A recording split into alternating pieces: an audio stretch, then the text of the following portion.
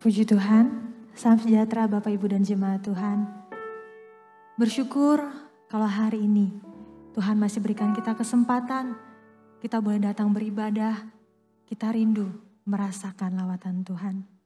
Mari arahkan hati kita sebelum kita mulai ibadah kita. Mari sama-sama kita berdoa. Segala pujian dan syukur Tuhan kami naikkan kepadamu, Allah yang sangat baik dalam kehidupan kami. Kalau kami boleh ada sampai hari ini itu semua karena kemurahan Tuhan. Dan pada pagi hari ini kami mau berikan pujian penyembahan kami kepadamu. Kami mau menyenangkan hati Tuhan. Segala pujian dan hormat hanya kami berikan kepada Tuhan. Biarlah lawatan Allah terjadi di tempat ini. Lawatan Tuhan tercurah bagi setiap kami pribadi lepas pribadi.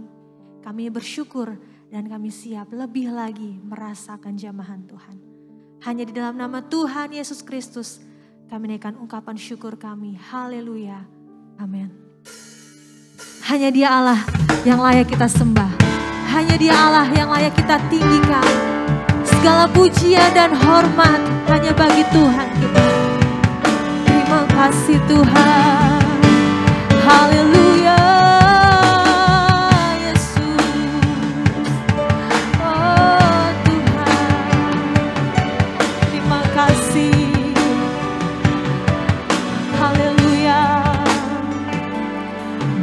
Puji, beri hormat bagi Yesus yang duduk di tahta berkuasa mulia, segala bangsa kan datang menyembah. Beri puji, beri puji,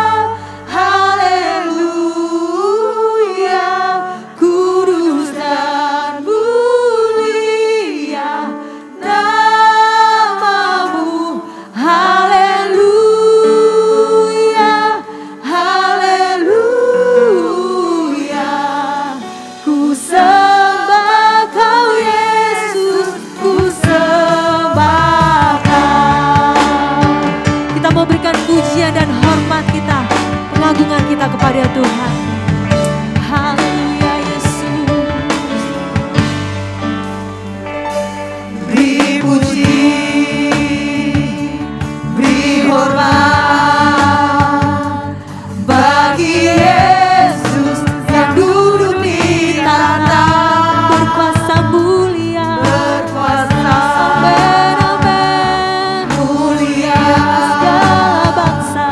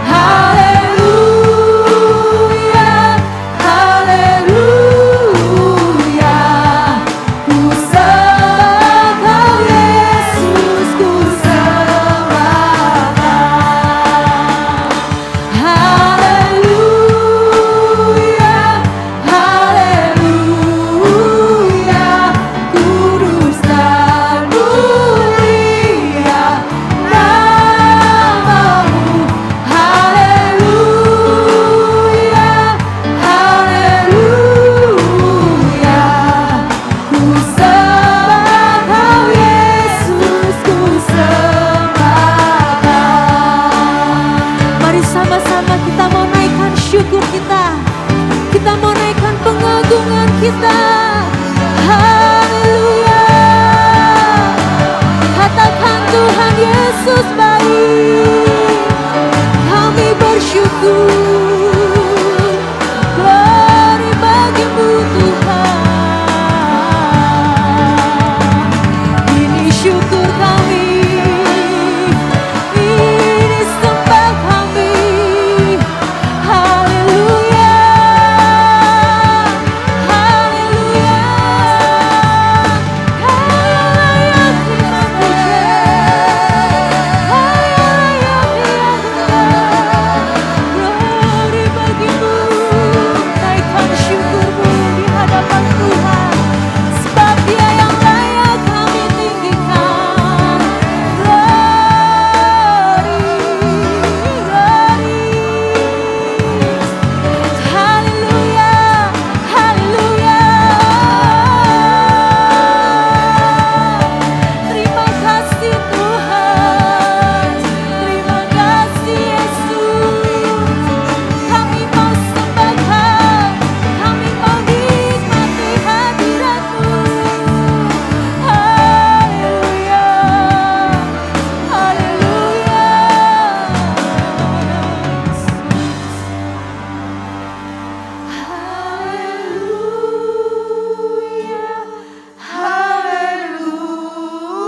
Angkat tanganmu.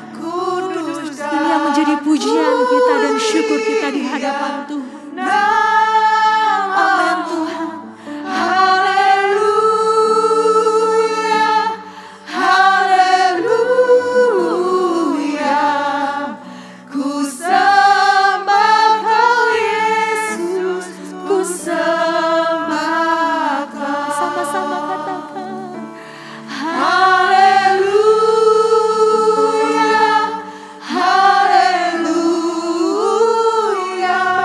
Kudus dan mulia namamu. Haleluya, haleluya. Ku sembah Kau Yesus, ku sembah Kau.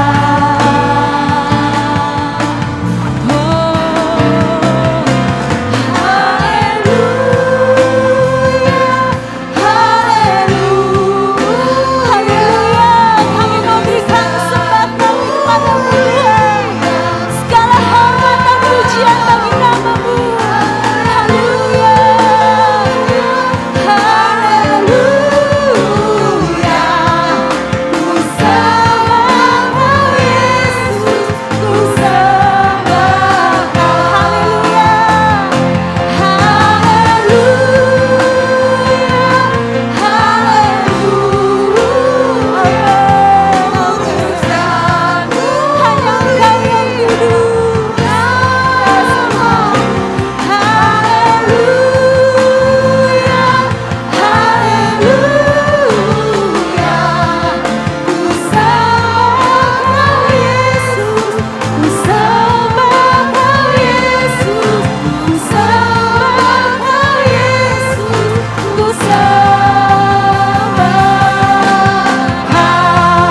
Haleluya, berikan kemuliaan bagi Allah kita yang hidup.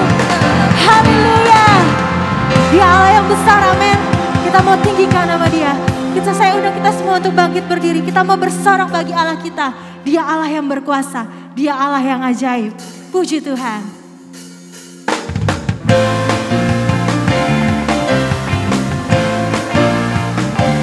Nyatakan syukur di hadapan Tuhan. Kita mau bersorak bagi Allah kita. Kita mau memuji Dia. Besarkan nama Tuhan, pujilah Dia. Amin. Kemurahan-Nya besar, tiada terkira. Aku tak dapat balas betapa besar kasih-Nya. Oh, besarkanlah nama-Nya. Besarkan nama Tuhan. Besarkan nama Tuhan, pujilah Dia. Haleluya.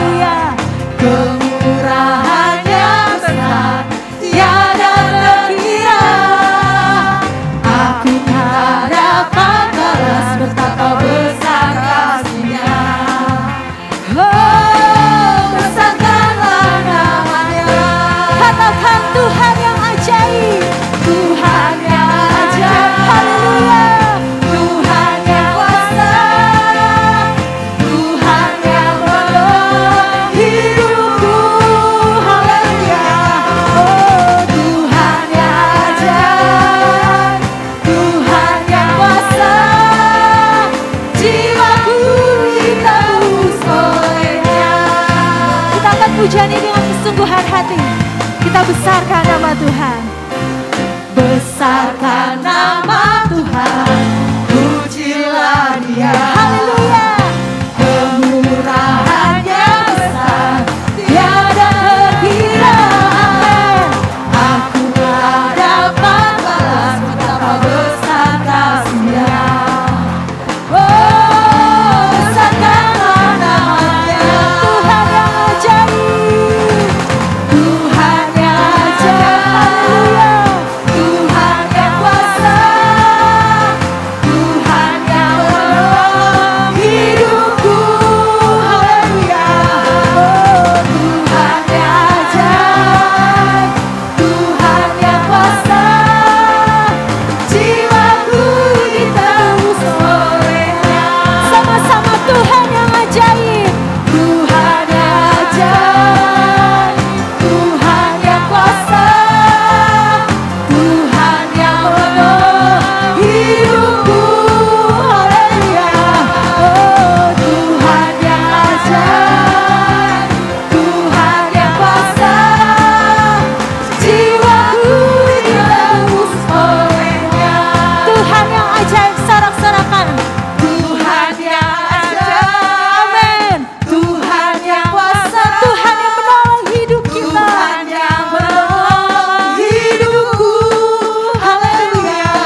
Oh, Tuhan yang ajaib, Tuhan yang kuasa, jiwaku ditebus oleh-Nya. Tuhan yang ajaib. Tuhan yang ajaib, Tuhan yang kuasa, Tuhan yang menolong hidupku. Haleluya. Oh, Tuhan yang ajaib, Tuhan yang kuasa, jiwaku ditebus oleh-Nya. Jiwaku ditebus oleh-Nya. Jiwa kita ditebus oleh Tuhan. Jiwaku ditebus oleh-Nya. Kita ditebus oleh siapa? Yesus Kristus. Katakan pujian ini. Haleluya. Namanya Yesus. Namanya Yesus, nama Yesus yang menghibur hatiku. Amin, amin Tuhan. Namanya Yesus, namanya Yesus, nama Yesus yang menghibur hatiku. Namanya Yesus. Haleluya. Sorakan nama Yesus yang menghibur hati kita. Nama Yesus yang menghibur hatiku. Namanya Yesus, namanya Yesus, nama Yesus yang menghibur hatiku. Namanya Yesus. Namanya Yesus, Angkat tanganmu. namanya Yesus. Kita mau percaya kepada Tuhan, nama yang berkuasa. Haleluya. Amin, amin. Namanya Yesus, namanya Yesus, nama Yesus yang menghibur hatiku. Namanya Yesus, namanya Yesus, Amin Tuhan. nama Yesus yang menghibur hatiku. Dia alam penghiburan kita. Haleluya. Namanya Yesus, nama Yesus yang menghibur hatiku. Nama Yesus yang menghibur hatiku. Sekali lagi katakan. Nama Yesus yang menghibur hatiku. Haleluya. Yesus yang menghibur hati kita. Kita mau percaya terus kepada Tuhan. Silakan duduk Bapak Ibu dan jemaat Tuhan. Hanya Dia satu-satunya pribadi yang mengenal setiap hati kita. Dengan penuh kerinduan, kita mau lebih lagi menikmati lawatan Tuhan. Seperti rusa yang merindukan air, demikianlah jiwa kita juga haus dan rindu akan jamahan Tuhan. Bapak, Ibu, dan jemaat Tuhan, seberapa rindu hati kita pada saat pagi hari ini. Seberapa rindu hati kita mau mendekat kepada Tuhan. Seberapa rindu hati kita mau menikmati hadirat-Nya. Dia betapa besar dalam hidup kita. Dan Dia juga rindu melawat setiap kita yang haus akannya. Terima kasih Tuhan. Haleluya Yesus. Terima kasih Tuhan. Betapa rindu hatiku diam di hadirat-Mu, memandang wajah yang mulia dalam kekudusan-Mu. Kau tebus segenap dosaku dengan darah yang mulia. Dan sekarang ku layak menghampirimu. Ku angkat hatiku menyembah Tuhan. Ingin ku rasakan jamahan-Mu Tuhan.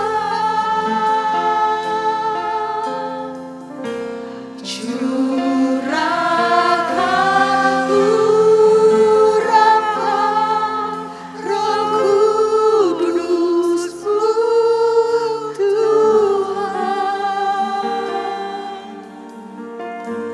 Biar hidupku penuh melimpah kuasa-Mu.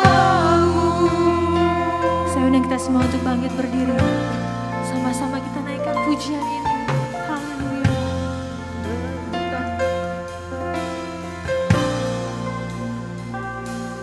Betapa rindu hatiku diam di hadirat-Mu,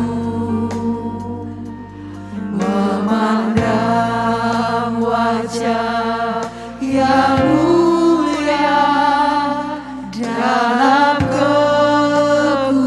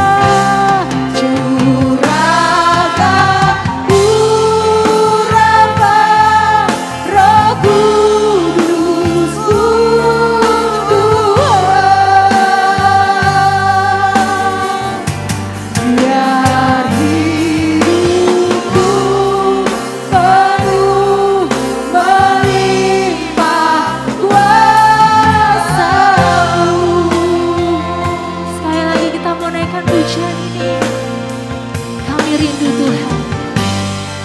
Haleluya. Betapa rindu hati diam di hadirat Tuhan. Diam di hadirat-Mu, memandang wajah yang mulia dalam kekudusan-Mu. Kau tebus segenap dosaku dengan darah yang mulia. Dan sekarang ku layak menghampirimu. Kami menyembah-Mu Tuhan. Hatiku menyembah Kau Tuhan. Ingin ku rasakan jamahan-Mu Tuhan. Curahkanlah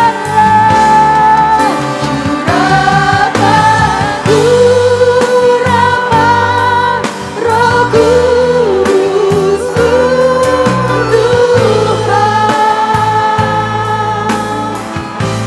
Biar hidupku penuh melimpah kuasa-Mu. terima kasih Tuhan. Ini hati kami rindu hadirat-Mu Yesus. Oh haleluya. Ungkapkan rasa rindu kita di hadapan Tuhan.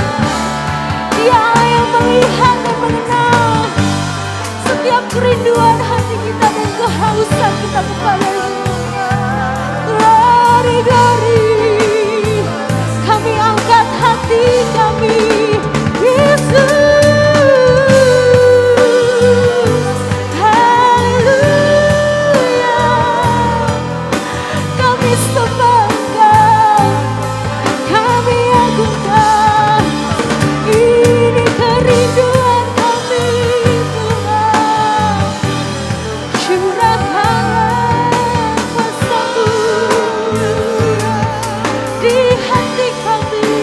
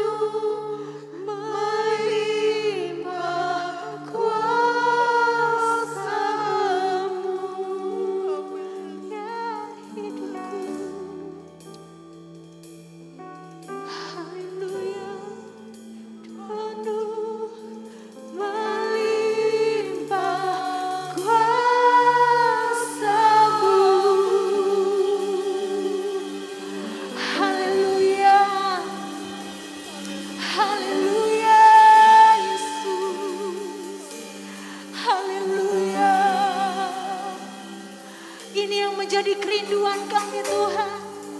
Bahwa hati kami terus rindu merasakan lawatan Tuhan.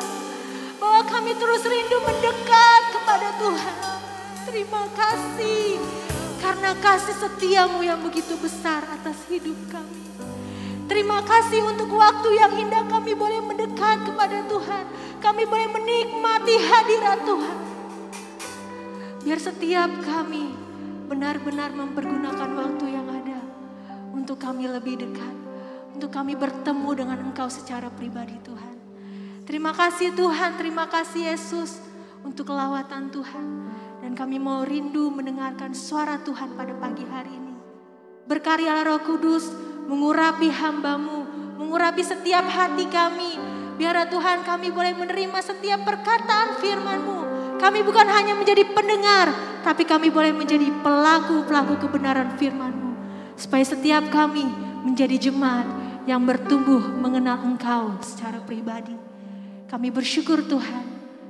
Dan kami sangat berterima kasih untuk lawatan-Mu. Hanya di dalam nama Tuhan Yesus Kristus kami berdoa. Haleluya, haleluya, amin. Silakan duduk Bapak Ibu jemaat Tuhan.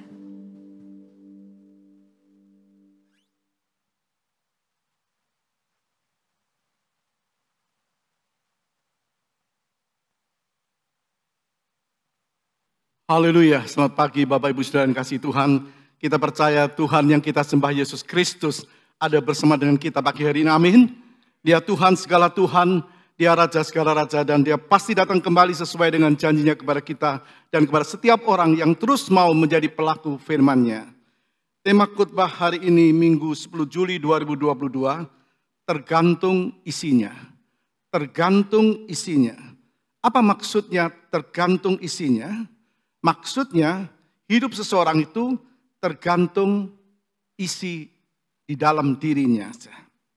Jelasnya apa yang ada di dalam pikirannya, perkataannya, perbuatannya itu akan mencerminkan orang itu yang sebenarnya. Jadi sifat seseorang itu akan terbaca dari jalan pikirannya, ucapannya atau perkataannya, dan juga tindakannya. Orang bisa berkata, oh dia itu, oh memang dia memang begitu. Jadi tergantung isinya, maksudnya sifat seseorang atau karakter seseorang itu akan terbaca melalui jalan pikirannya. Lalu apa yang dia ucapkan dan apa yang dia perbuat. Nah, Alkitab menjelaskan dalam kitab Amsal 27 ayat 19, Amsal 27 ayat 19 berkata, seperti air mencerminkan wajah, demikianlah hati manusia mencerminkan manusia itu. Seperti air mencerminkan wajah, demikianlah hati manusia mencerminkan manusia itu. Jadi kalau seseorang melihat ke dalam air, kita melihat ada air di sebuah kolam, air yang tenang, orang akan lihat, maka akan tampak pantulan wajahnya. Tampak pantulan wajahnya. Nah, pantulan wajah itu, wajah seseorang di dalam air itu, ya itulah orangnya. Itulah keadaannya. Jadi apa yang ada dalam pikiran seseorang, apa yang dia ucapkan, apa yang dia perbuat, ya itu orang itu. Jadi begitu juga kalau orang bercermin misalnya. Dia melihat sebuah cermin, dia ingin tahu dirinya. Kalau dia lihat cermin, dia lihat wajahnya, yaitu orangnya. Cermin akan memantulkan orang itu, keadaan orang itu. Seperti peribahasa yang mengatakan, bahasa menunjukkan bangsa. Jadi umumnya orang tahu kebangsaan seseorang, umumnya dari bahasa dan logatnya. Kalau seseorang mungkin berada di luar negeri, lalu dia mendengar orang berbahasa Indonesia, maka orang lalu berkata, oh dia orang Indonesia. Jadi saudara kita melihat, itulah keadaan manusia. Pada awalnya manusia itu dilahirkan bagaikan kertas putih yang kosong. Kertas putih yang kosong, nah dengan berjalannya waktu, ya, jadi bagaikan kertas putih yang kosong, dengan berjalannya waktu mulai terisi dengan goresan-goresan, ya, coretan, goresan dan lain-lain seiring dengan masalah yang dia hadapi. Itu yang membuat seseorang mudah menggoreskan penanya dalam tanda kutip dan mengisi ke dalam pikirannya, ke dalam jiwanya, ke dalam hatinya. Nah, sekarang pertanyaan kita pagi hari, mau diisi dengan apa hidup kita ini? Mau diisi dengan apa kertas hidup kita ini? Sebab seseorang yang waktu lahir dia bagaikan kertas yang kosong, dengan berjalannya waktu, dengan persoalan masalah yang dia hadapi, lalu dia menggoreskan dengan penanya, apa yang dia lihat, apa yang dia dengar, apa yang dia rasakan, itu ke dalam pikirannya, ke dalam hati dan jiwanya. Nah, mau diisi dengan apa? Jadi seseorang itu bisa menggoreskan penanya dalam tanda kutip berdasarkan apa yang dia alami, apa yang seorang itu alami. Jadi hidup itu mahal atau murah, ya tergantung kita yang mengisinya. Murah atau mahal tergantung kita. Nah, kalau kita kembali melihat diumpamakan sebuah kertas, berapa harga sebuah kertas? Berapa toh harganya kertas? Ya tergantung isinya. Kalau kertas itu kosong, ya pasti murah harganya. Tapi kalau kertas itu isinya surat wasiat, apalagi kalau orang tuanya mampu punya properti yang banyak, ada perusahaan, rumah dan lain-lain, yang tentu mahal. Pasti mahal surat itu. Kertas itu pasti mahal. Kalau kertas itu adalah sertifikat tanah atau kendaraan, ya pasti juga mahal. Karena kalau dijual bisa mendatangkan uang atau keuntungan. Misalnya kalau katakan kertas itu akta lahir, maka itu akan berguna bagi anak itu. Begitu juga dengan kalau itu akta perkawinan akan berguna. Bisa berguna bagi pemiliknya. Nah, sekarang berapa harga sebuah lukisan misalnya? Sekali lagi ya tergantung siapa pelukisnya. Kalau pelukisnya terkenal ya mahal. Apalagi lukisan Pablo Picasso harganya bisa sampai miliaran rupiah. Dan banyak dikoleksi oleh kolektor karena lukisan yang indah dan mahal. Kalau bicara tentang tanda tangan di atas kertas, berapa harga sebuah tanda tangan? Berapa pentingnya sebuah tanda tangan? Ya tergantung siapa yang menandatangani kertas itu. Kalau presiden, ya pasti mahal, pasti penting. Kalau menteri, duta besar, pasti sangat berarti. Tapi kalau surat, kalau kertas itu penuh dengan coretan, dicoret-coret tidak ada makna. Maksudnya dicoret dengan hal-hal yang kotor, yang tidak baik, yang tidak berharga. Kalau sampai katakan kertas itu bertuliskan hal-hal yang kotor, yang jorok, ya tentu tidak ada harganya. Pasti tempatnya ada di tong sampah. Jadi kehidupan ini bisa murah, bisa mahal. Maksudnya bisa berharga, bisa juga tidak berharga, tergantung orangnya. Artinya bagaimana seseorang itu mengisi hidupnya. Karena itu tema kita tergantung isinya. Bagaimana seseorang mengisi hidupnya? Hidup seseorang bisa berarti, bisa juga tidak, tergantung orang itu sendiri. Bagaimana dia mengisi hidupnya? Hidup ini, tubuh ini bisa memuliakan Tuhan. Juga bisa tidak memuliakan Tuhan. Tubuh ini bagaikan kertas putih tadi. Dan pikiran kita itu penanya. Jadi kalau orang melihat sesuatu, maka mulai dia menulis dengan pikirannya. Dia mulai mengisi hidupnya. Nah, kalau kita pakai isi dengan firman Tuhan, ya pasti memuliakan Tuhan. Kalau tidak sesuai dengan firman, ya pasti tidak memuliakan Tuhan. Coba kita membuka Mazmur 45 ayat 2. Pemazmur berkata begini, hatiku meluap dengan kata-kata. Hatiku meluap dengan kata-kata indah. Aku hendak menyampaikan sajakku kepada raja. Lidahku ialah pena seorang juru tulis yang mahir. Pemazmur mengatakan, hatiku meluap dengan kata-kata yang indah. Dari mana bisa hatinya meluap? Bagaimana dia bisa berkata-kata kalau bukan dari hatinya? Ada sesuatu yang dia terima. Hatinya meluap dengan kata-kata indah. Aku hendak menyampaikan sajakku kepada raja. Pemazmur dia mau menyampaikan kepada raja, segala raja. Lidahku ialah pena seorang juru tulis yang mahir. Lidahku. Jadi lidah kita ini bagaikan sebuah pena. Tetapi pemazmur ingin lidahnya itu sebagai pena seorang juru tulis yang mahir. Nah, kita tahu pada waktu itu, pada zaman dulu pasti ada juru tulis yang menulis sesuatu yang penting dengan kalimat yang tersusun rapi, dengan tulisan yang begitu indah. Ada tulisan garis miring, tulisan tebal tipis, tulisan yang indah. Lidahku ialah pena seorang juru tulis yang mahir. Jadi sekali lagi kita melihat pemazmur berkata, lidahku ialah pena.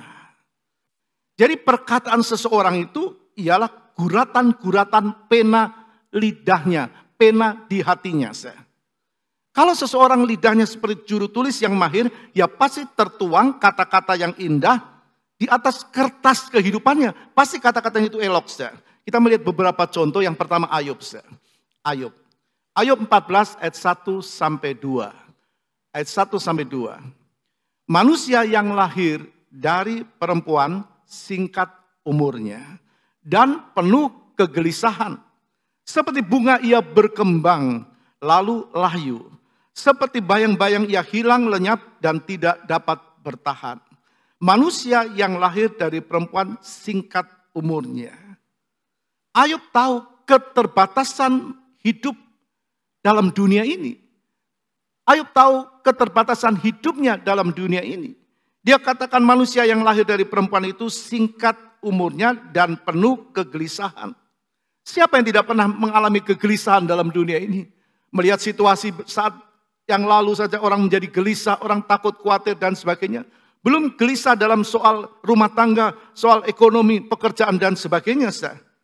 Jadi bisa orang mengalami kegelisahan persoalan dari luar atau persoalan yang ditimbulkan dari dalam bisa membuat orang itu gelisah. Dan Ayub menggambarkan hidup manusia seperti bunga yang berkembang lalu layu. Seperti bayang-bayang yang hilang lenyap dan tidak dapat bertahan. Seperti bunga yang layu. Artinya terbatas. Hidup ini singkat. Maka Ayub mengerti hidup yang singkat ini dia isi dengan hal-hal yang memuliakan Tuhan. Mau isi hal-hal dengan yang memuliakan Tuhan? Hidup Ayub isi dengan hal yang memuliakan Tuhan. Ayub 29 ayat 7 sampai ayat yang ke-8. Ayub 29 ayat 7 sampai ayat yang ke-8. Apabila aku keluar ke pintu gerbang kota dan menyediakan tempat dudukku di tengah-tengah lapangan, maka ketika aku kelihatan mundurlah orang-orang muda dan bangkitlah orang-orang yang sudah lanjut umurnya lalu tinggal berdiri. Maksudnya waktu Ayub keluar, waktu Ayub ada di lapangan, maka orang-orang muda dia mundur. Artinya memberikan jalan bagi Ayub, menghormati Ayub. Waktu orang-orang tua melihat Ayub, orang tua berdiri, orang-orang tertegun. Kalau kita bisa bayangkan sosok pribadi Ayub, adalah pribadi yang disegani, pribadi yang dihormati. Nah, kenapa bisa sampai seperti itu? Ya karena Ayub orangnya seperti itu. Karena Ayub mengisi hidupnya dengan hal-hal yang baik. Kita lihat ayat 11. Ayat 11. Apabila telinga mendengar tentang aku, maka aku disebut berbahagia. Dan apabila mata melihat, maka aku dipuji. Pernahkah kita mendengar orang lain memuji orang lain? Orang lain berkata, oh dia bahagia. Oh dia baik hati. Oh dia ramah. Oh dia suka menolong dan sebagainya. Pernahkah kita mendengar itu untuk orang lain? Ataukah kita dengar untuk diri kita? Bukan kita mencari pujian, tidak. Tapi kita melihat orang itu dari pikiran, jalan pikirannya, ucapan, perkataannya, dan tindakannya menyatakan orang itu sebenarnya. Kembali mengapa orang-orang muda dan orang-orang tua menghormati Ayub? Mengapa orang segan kepada Ayub? Mengapa orang segan kepada kita? Mengapa orang katakan orang terpana karena kelakuan kita, karena perbuatan kita? Sekali lagi karena Ayub mengisi hidupnya. Dia isi hidupnya dengan hal-hal yang baik, yang berguna bagi banyak orang. Karena dia mengisi hidupnya Siapa yang mengisi? Ya Ayub sendiri. Dengan apa? Tentu dengan firman. Karena dia kenal Tuhan, dia percaya kepada Tuhan. Dan dia isi hidupnya. Sampai sejauh ini, berapa tahun kita ikut Tuhan, apa yang kita isi dengan hidup ini? Sesuatu yang baik atau kebencian? Hal-hal yang jahat, fitnah, atau simpan dendam, akar pahit, dan sebagainya. Kita terus lihat ayat 15 dari Ayub 29. Ayat 15. Aku menjadi mata bagi orang buta dan kaki bagi orang lumpuh. Ayub berkata, aku jadi mata bagi orang buta.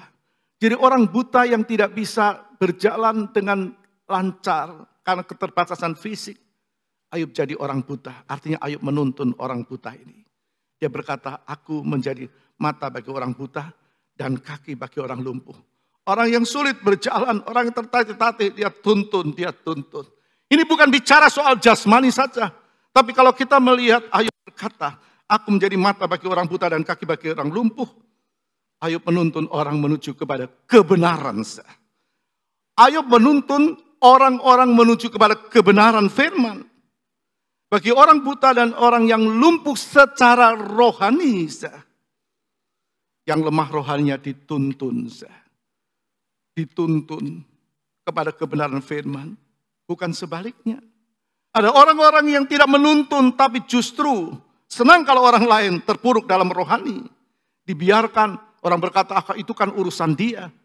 Itu urusan dia, itu soal tanggung jawab dia. Bahkan ada yang dimatikan rohaninya. Mau isi apa hidup kita menjelang kedatangan Tuhan yang kedua kali? Bukankah kita melihat kembali dalam diri Ayub, hidupnya jadi berkat. Maka ditulis Ayub seorang yang saleh, jujur, takut akan Tuhan. Itu ada di firman.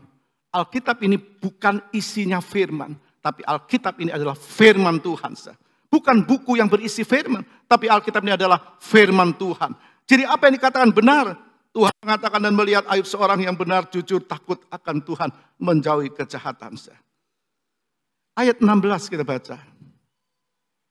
Aku menjadi bapa bagi orang miskin, dan perkara orang yang tidak kukenal kuselidiki. Aku menjadi bapa bagi orang miskin. Kita bisa melihat Ayub suka menolong orang lain. Aku jadi bapak, jadi sandaran. Aku menjadi bapak bagi orang miskin. Ini bukan cuma pengertian secara jasmani, tapi juga secara rohani. Firman Allah berkata, dan perkara orang yang tidak kukenal, perkara orang yang tidak kukenal, masalah orang yang aku tidak kenal, kuselidiki. Ini bukan mencampuri urusan orang lain. Bukan memperkeruh urusan orang lain, bukan. Ini menjelaskan hidupnya diberkat. Orang yang terlilit dengan keadaannya, membuat dia terpuruk. Ayub tampil melepaskan lilitan itu. Ayub ingin orang sama-sama dengan dia. Hidupnya benar di mata Tuhan. Ini yang Tuhan mau. Adakah kita mau isi hidup kita untuk orang lain, supaya orang lain bersama kita maju di dalam Tuhan? Coba kita lihat ke kiri, ke kanan, belakang kita. Siapa yang tidak hadir? Adakah kita rindu membawa mereka datang kepada Tuhan? Ayub hidupnya jadi berkat. Nah, tidak heran kalau orang-orang muda dia mundur waktu lihat Ayub. Tidak heran kalau orang-orang tua berdiri tertegun melihat Ayub. Mari kita mau jadi Ayub. Contoh yang kedua, Paulus. Paulus punya prinsip hidup. Kita juga punya prinsip hidup. Kita harus punya prinsip. Apa prinsip Paulus? Filipi 1 ayat 22a berkata begini. Tetapi jika aku harus hidup di dunia ini,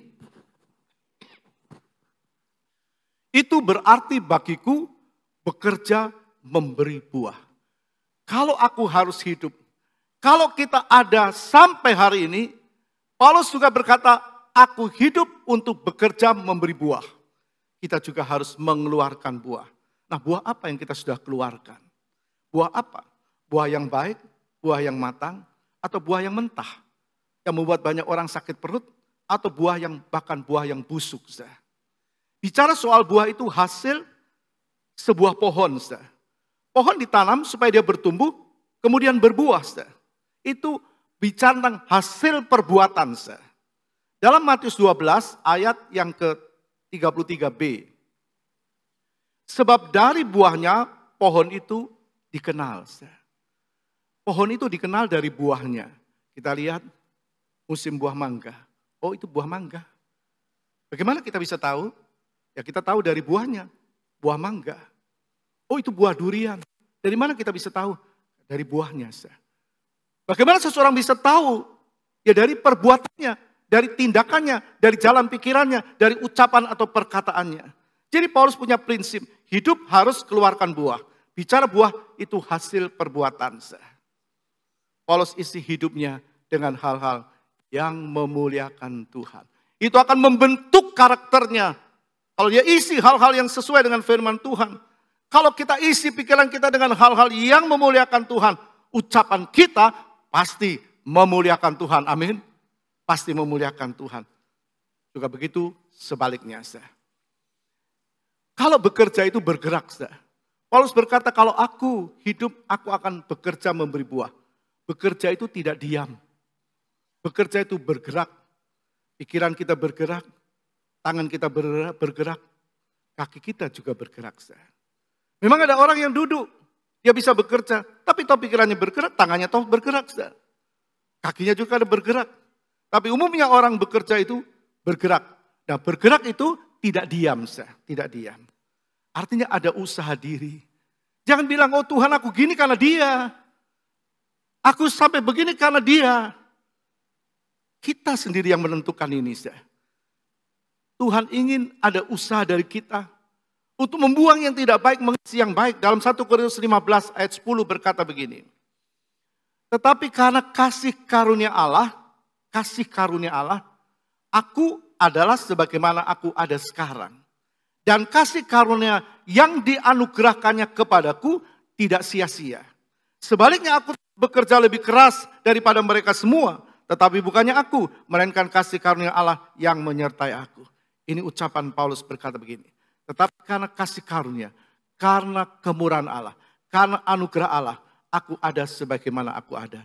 Kita juga ada sebagaimana kita ada pada pagi hari ini. Juga karena kemurahan Tuhan, karena kebaikan Tuhan. Paulus katakan, aku ada sebagaimana aku ada sekarang dan kasih karunia yang dianugerahkannya, pemberian kepada Paulus tidak sia-sia. Kita selamat itu bukan usaha kita tapi pemberian Tuhan. Karena kita percaya kepada Tuhan. Jangan sia-siakan itu. Paulus berkata, aku tidak sia-sia. Dianugerahkannya kepadaku tidak sia-sia. Sebaliknya, aku bekerja lebih keras. Paulus tahu. Kita juga harus tahu waktunya singkat kedatangan Tuhan tidak lama lagi. Kita harus bekerja lebih keras. Bukan tidak boleh kita bekerja di dunia ini. Tapi kita ingat, apa yang kita capai di dunia ini, satu kali kita akan tinggalkan. Berapapun yang kita punya, apapun yang ada pada kita pasti tinggalkan. Tapi kalau keselamatan itu selama-lamanya. Dan kita tahu bukan cuma selamat, tapi ada pahala, ada upah, saudara. Kita bisa melihat kemuliaan bintang yang satu dengan yang lain berbeda, saudara. Jadi Tuhan mengatakan, dia mencatat di dalam kitab Wahyu 13 dan 14 dikatakan, jerih lelahnya tidak sia-sia. Artinya mengikuti dia. Jadi apa yang kita lakukan ini Tuhan lihat, Tuhan catat. Saudara. Oleh karena itu mari kita mau jadi pribadi seperti Paulus. Yang terus mengeluarkan buah yang baik. Saudara. Isi hidup ini dengan kebenaran-kebenaran firman. Apapun persoalan yang kita alami, jangan sampai menghalangi kita mengisi hal-hal yang baik dalam hidup ini. Saudara. Kita harus isi dengan yang baik. Seperti Paulus. Contoh yang ketiga, Musa. Musa ingin memiliki hati yang bijaksana. Karena itu Musa tahu hidup ini harus diisi dengan yang bijaksana. Artinya dengan hal yang baik, yang sesuai firman. Maka dalam Mazmur 90 ayat yang ke-12 dikatakan begini. Ajarlah kami menghitung hari-hari kami sedemikian. Musa berkata, ajarkan kami menghitung hari-hari kami sedemikian. Hingga kami beroleh hati yang bijaksana. Jadi Musa ingin hidupnya diisi dengan bijaksana atau kebijaksanaan. Dan Musa katakan caranya, ajar kami Tuhan menghitung hari-hari kami sedemikian. Jadi Musa ingin bukan apa yang dia dapatkan itu dia hitung. Hal-hal lahiriah. Tapi Musa berkata, ajar kami menghitung hari-hari kami sedemikian hingga kami beroleh hati yang bijaksana. Maksudnya Musa ingin Tuhan terus ingatkan. Musa ingin Tuhan terus ingatkan kepada dia apa yang dia pernah terima dari Tuhan. Itu maksudnya. Jadi Musa ingin, kalau Musa ingin, kita juga ingin, Tuhan beri aku hati yang bijaksana. Caranya menghitung hari-hari. Tuhan ingatkan aku apa yang telah aku terima yang baik dari Engkau. Begitu juga dengan Musa. Musa pernah alami kekejaman Fir'aun kalau kita baca Keluaran 1 ayat 22. Keluaran 1 ayat 22. Lalu Fir'aun memberi perintah kepada seluruh rakyatnya, lemparkanlah segala anak laki-laki yang lahir bagi orang Ibrani ke dalam sungai Nil. Tetapi segala anak perempuan itu biarkanlah hidup. Lalu Fir'aun memberi perintah kepada seluruh rakyatnya, lemparkanlah segala anak laki-laki yang lahir bagi orang Ibrani ke dalam sungai Nil, tetapi segala anak perempuan biarkanlah hidup. Musa orang Ibrani, orang tuanya adalah orang Ibrani. Musa lahir di saat Fir'aun memerintah dengan begitu bengis kejam.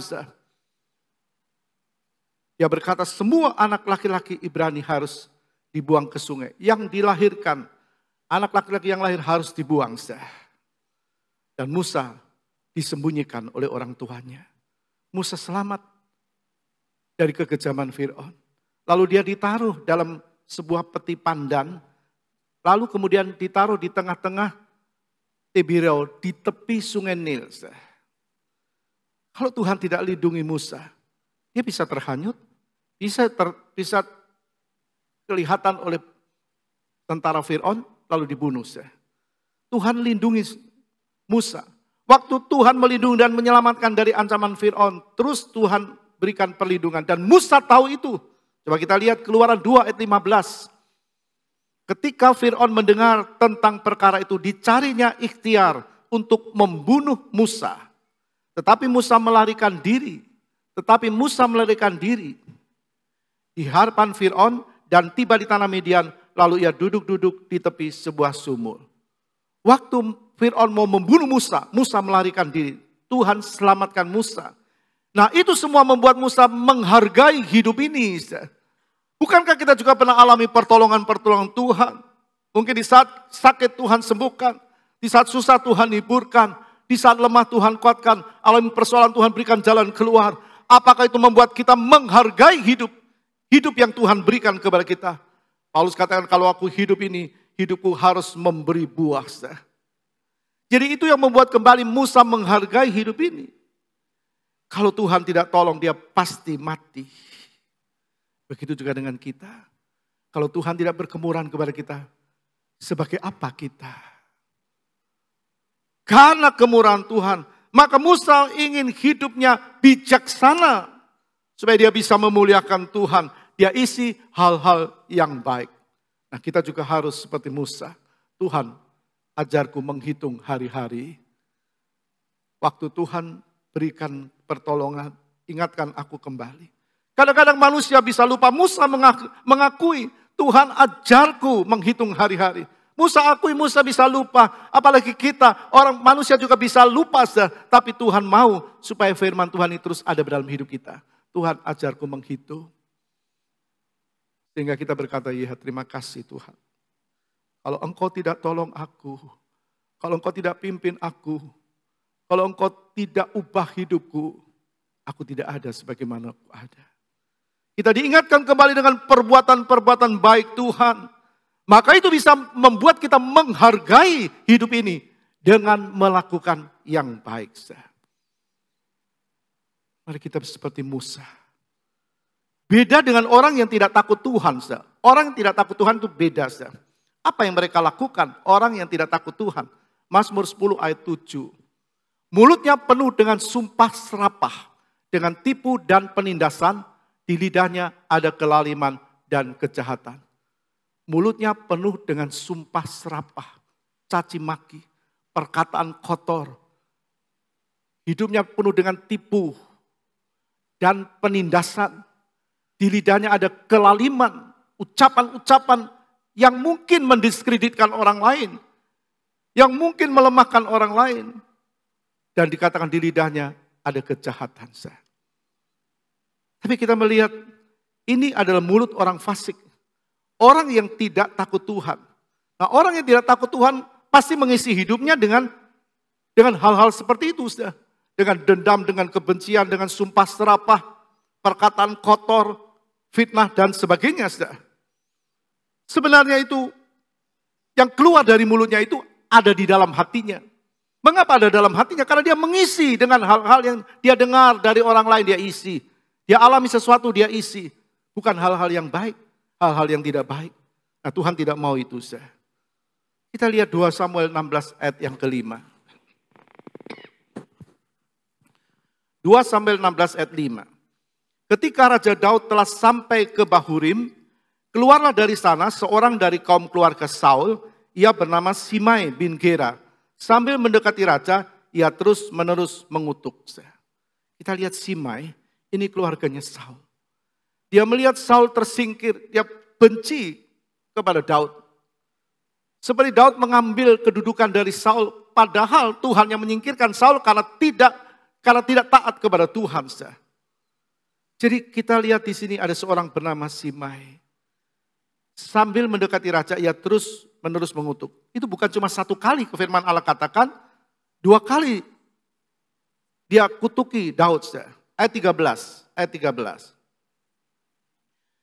Demikianlah Daud melanjutkan perjalanannya dengan orang-orangnya, sedang Simei berjalan terus di lereng gunung bertentangan dengan dia, dan sambil berjalan ia mengutuk, melemparnya dengan batu dan menimbulkan debu. Berkali-kali. Pernahkah kita alami seperti itu? Orang tidak suka dengan kita, bukan karena kesalahan kita. Kalau tidak suka karena kita salah itu beda. Itu menuai dengan apa yang kita tabur. Tapi pernahkah kita tidak lakukan sesuatu, kita lakukan yang baik, orang mengatakan tidak baik. Daud lakukan yang baik, tapi dia alami.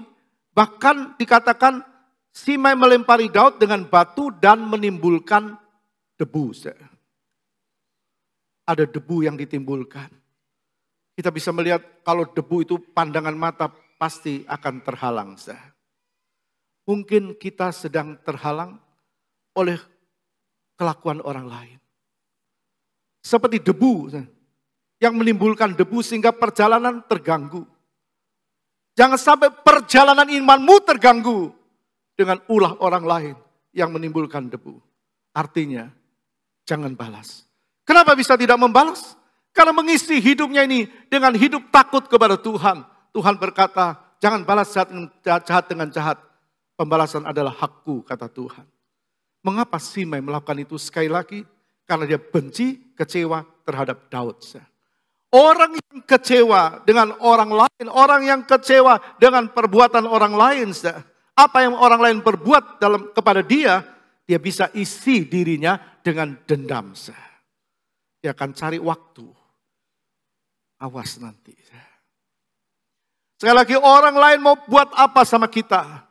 Jangan balas. Jangan punya rencana singkirkan orang lain. Jangan. Jangan dengan dengki, dendam dan sebagainya.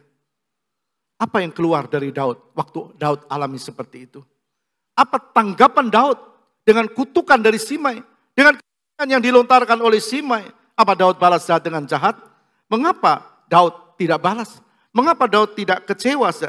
Mengapa Daud tidak balas jahat dengan jahat? Kenapa?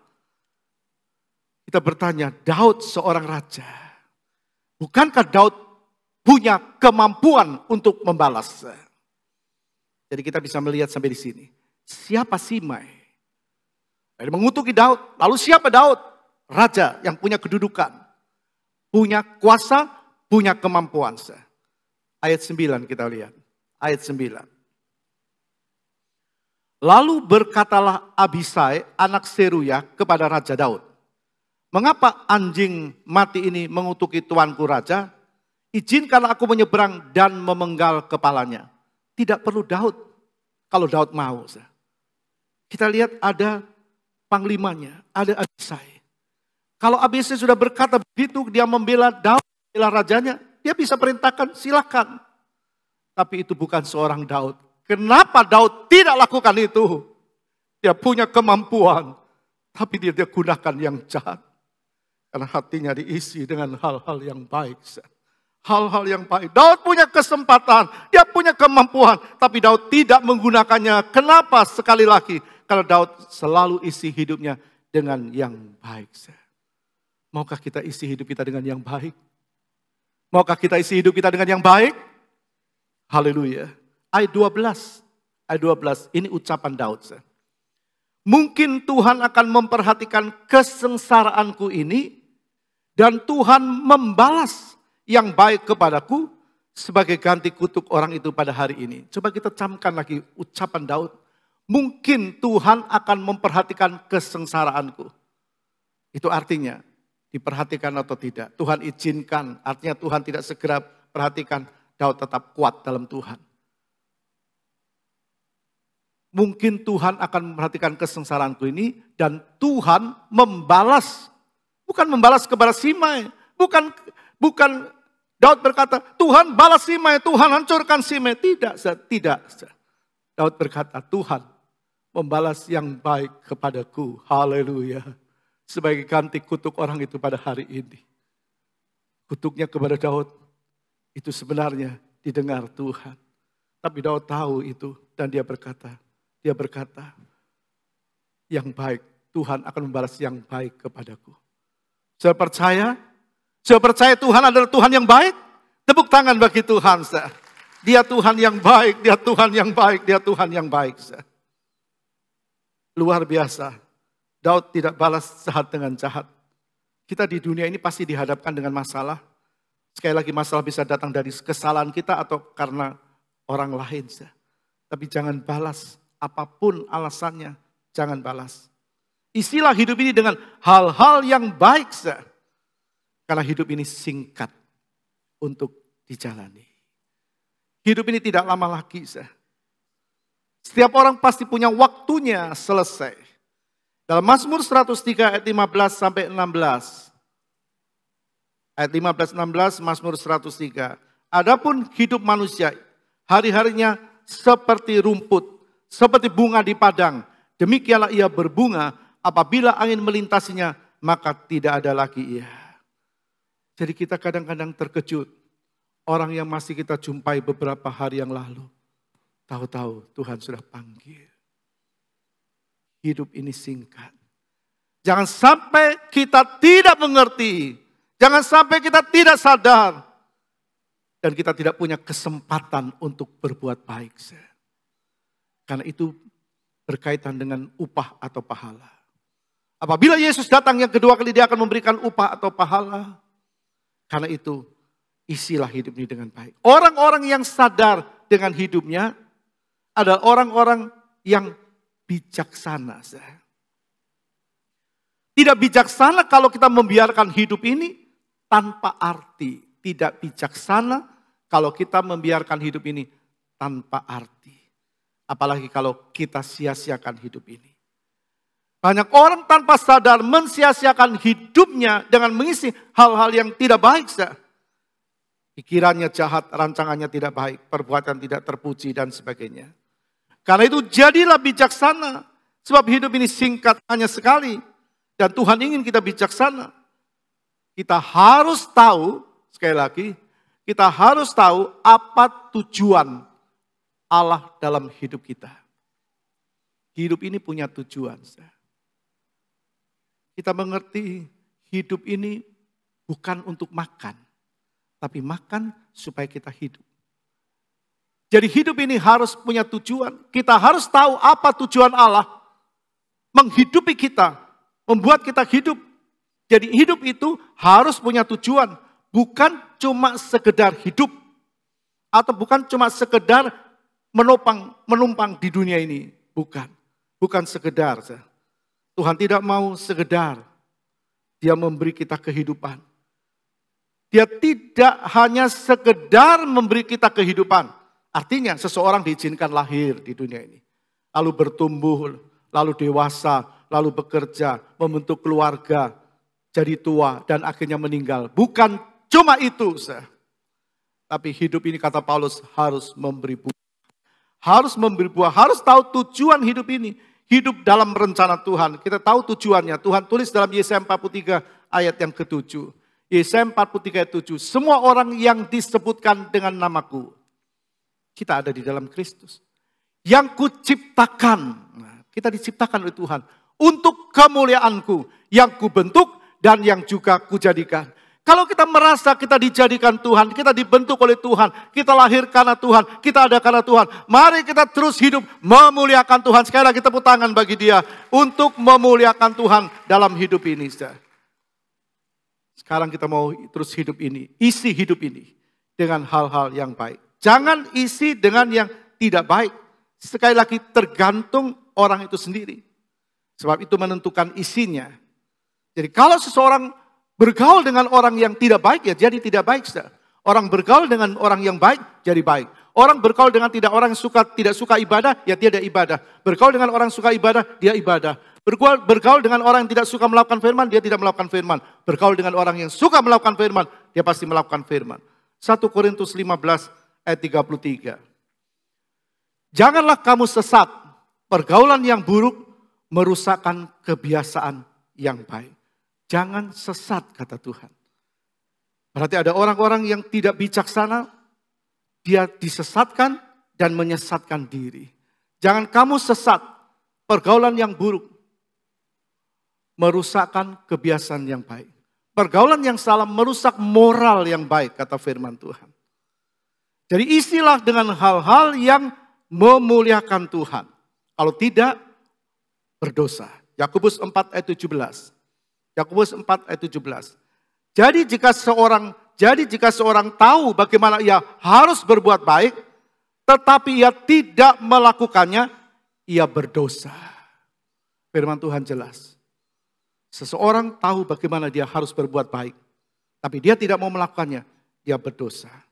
Jadi kita harus tahu tujuan hidup ini. Harus sadar betapa berharganya hidup ini.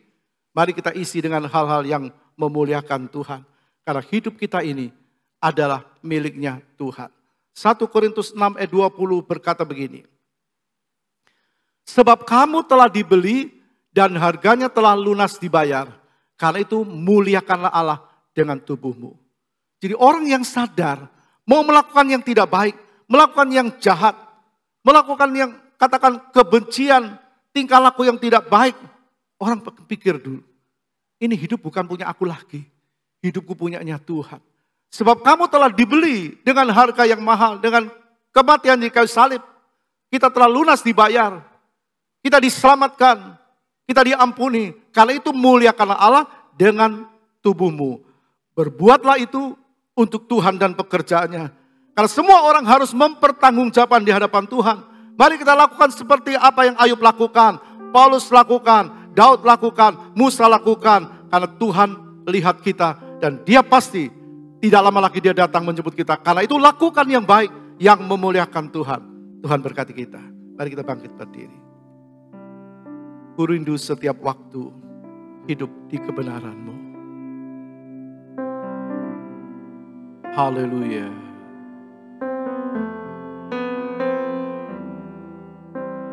Ku rindu setiap waktu. Ku rindu setiap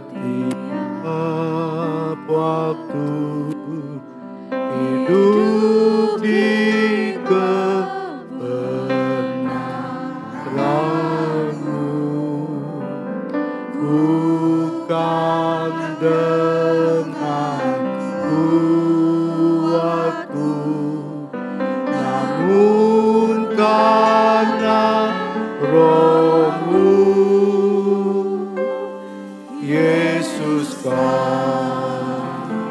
yang ku pegang teguh. Ada kerinduan kita hidup setiap waktu di kebenaran-Nya.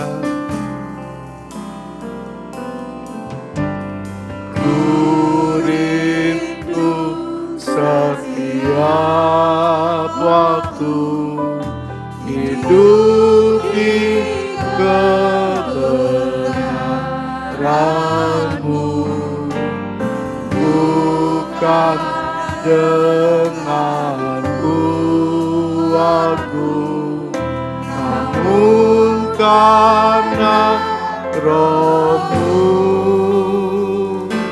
Yesus Kau yang ku pegang. Engkaulah Tuhan, Engkaulah Raja.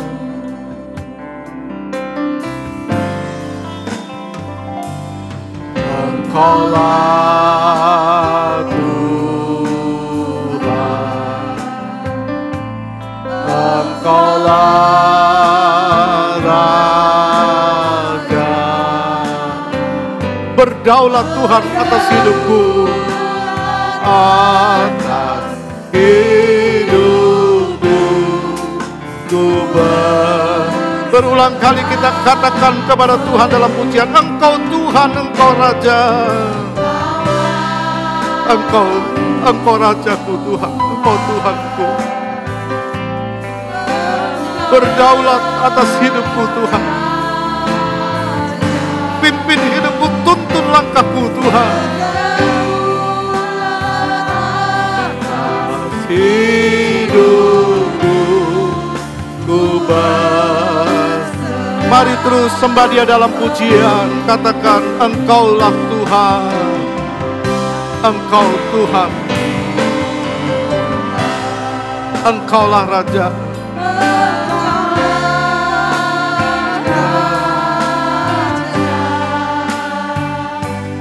Berdaulat atas, dengan jujur katakan, Tuhan berdaulat atas hidupku.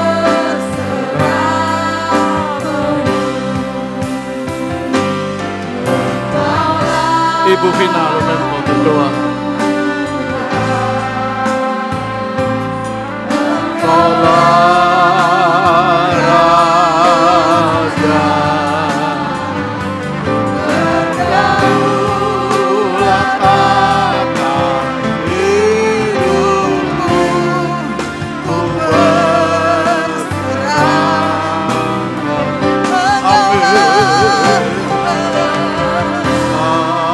Engkau Tuhan, haleluya. Oh, haleluya,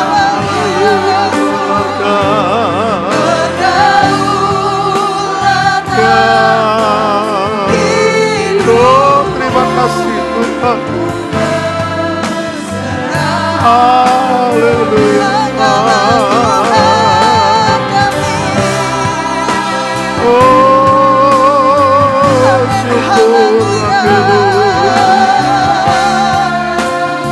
Berdaulat Tuhan, berdaulat. Oh haleluya, haleluya, haleluya. Amin, amin, haleluya.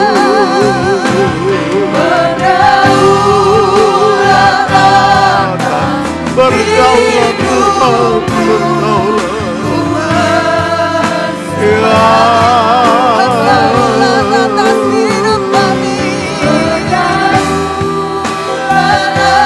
Haleluya.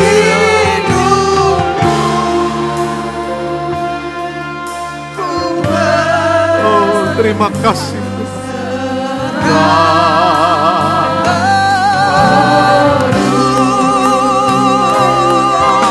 Haleluya, haleluya. Oh,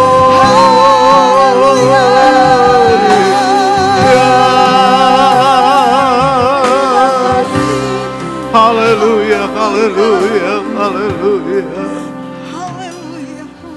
Haleluya, haleluya. Kau berotoritas penuh atas hidup kami Tuhan. Amin. Setiap kami ada dalam kendali tangan-Mu Tuhan. Terima kasih buat kebenaran firman-Mu Tuhan. Kami tahu hidup ini singkat. Ya. Tapi kami mau pergunakan semuanya untuk kemuliaan nama-Mu. Pimpin setiap hidup kami Tuhan. agar kami dapat mengisi hari-hari ini Amin. Amin. dengan menjadi berkat, Haleluya. Haleluya. biar menjadi saksi-Mu Tuhan. Haleluya. Ampuni setiap kesalahan pelanggaran kami ya Tuhan. Mampukan kami menjadi pelaku-pelaku firman-Mu. Terima kasih Tuhan, terima kasih. Engkau terlalu baik di dalam hidup kami Tuhan. Engkau teramat baik. Ya Tuhan. Kami mau serahkan sepenuhnya hidup kami Tuhan. Haleluya. Haleluya. Biar nama-Mu yang dipuji, biar nama-Mu yang dimuliakan. Dan kami menjadi anak-anak Tuhan yang diberkati. Amin. Terima kasih Tuhan, terima kasih. Kami bersyukur buat kesempatan pagi hari ini. Kami boleh datang untuk memuji, memuliakan, mendengarkan firman-Mu. Kami memperoleh berkat-berkat firman-Mu. Amin. Kami dikuatkan Tuhan, kami diingatkan. Biarlah firman itu terus tertanam, tinggal di hati kami, dan kami menjadi pelaku firman-Mu. Terima kasih Tuhan, terima kasih. Kau memberkati kami semua, memberkati Bapak Gembala yang sudah menyampaikan firman-Mu. Biarlah urapan-Mu menaungi hamba-Mu dalam memimpin kami. Terima kasih Tuhan. Terima kasih, kami bersyukur, kami pulang menjadi orang-orang yang berkemenangan. Kami pulang dengan diberkati, kami pulang dengan sukacita, kami pulang dengan damai sejahtera. Kami bersyukur memiliki Allah yang seperti Engkau. Terima kasih Tuhan, terima kasih. Kami bersyukur, kami sudah berdoa hanya di dalam nama Tuhan kami Yesus Kristus. Terima Haleluya. kasih Tuhan, terima kasih. Sekarang saudaraku yang dikasih Kristus, kita pulang dengan bawa berkat Allah Bapa, kasih sayang Yesus Kristus, dan persekutuan di dalam Roh Kudus, yaitu di dalam nama Tuhan Yesus Kristus. Hari ini sampai Maranatha, Tuhan Yesus datang yang kedua kali. Semua yang percaya katakan amin. Tuhan berkati.